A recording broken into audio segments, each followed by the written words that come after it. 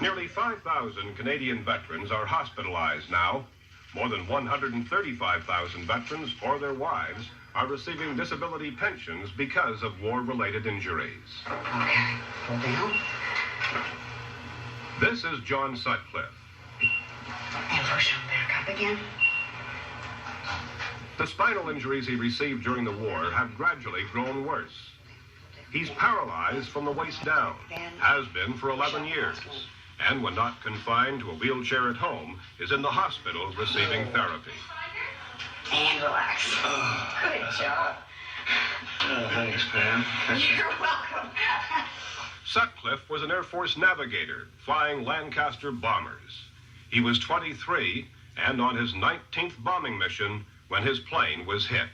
The last thing I can remember is diving through the front escape hatch with the D-ring of the parachute clutched firmly in my hand, and then the next thing I knew, I woke up laying in a plowed field. When was the first indication you had that the plane was in trouble? Well, when we got coned in the searchlights. It's pretty hard to get out, once you're coned.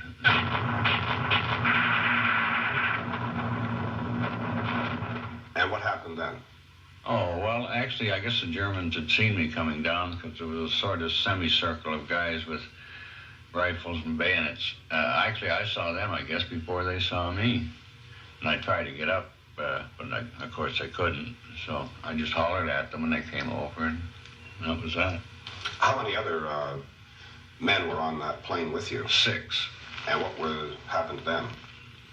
Never heard about them again from that day to this. I don't know what happened to them. But, if in fact you could speak for them, how would they feel?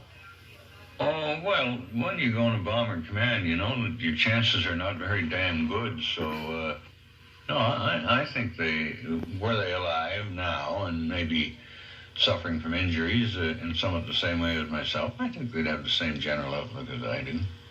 Nobody twisted your arm. Do you think young people today are as aware as perhaps they might be about the kind of sacrifice, in effect, you made? You were lucky insofar as you survived the war, but you've been paying a pretty heavy price. Yeah, well, it's just the way it goes, isn't it? Just the luck of the draw, as they say. Young people, they can't really know.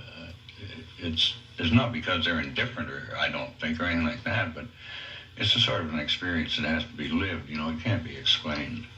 Did you have sort of an idea about, what you were doing, why you were doing it? What was the motivation that sort of drove young people in those days? That's hard. That's a difficult one to answer, isn't it? I guess first of all, I suppose it was a certain amount of patriotism and so on and so forth, but I often think that it was more from a sense of adventure than probably that had more to do with it. As far as how the country has treated me, I don't think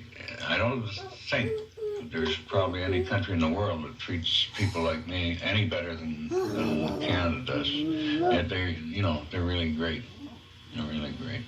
I'm surprised, though, that you don't get depressed. No, I don't. I do get depressed occasionally, just like everybody else, but not for those reasons. Not at all for those reasons. How has it changed your life, though?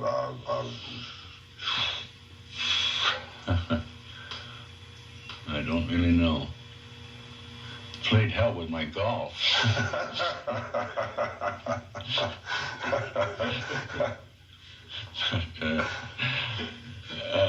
I have great support from my wife, so I have a happy home life, and I think I always will. We like our kids and so on, so everything's pretty good.